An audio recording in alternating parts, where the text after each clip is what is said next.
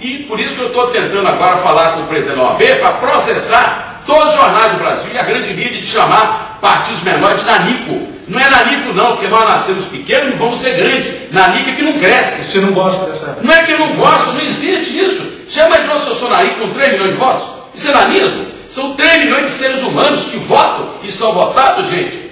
Então, um partido com 200 mil pessoas, a Folha de São Paulo tem uma tiragem de 300 mil exemplares, o Estadão 250. Eu sou 10 vezes maior. Isso é nanico? Nanico são eles. Não é verdade? Então isso é mentira. Isso porque está tudo acertado, está certo? Para a grande mídia, a grande mídia com mais as pesquisas, depois calibrarem uma votação lá no TSE para dar aquilo que eles ficam espalhando. Isso é outro capítulo no futuro que eu vou falar e denunciar. Né? Essa questão aí dessas urnas vão ter que ser falada no momento certo. E eu vou falar, que eles têm medo que eu vou falar, mas vou falar. Essas pesquisas estão calibrando para as urnas.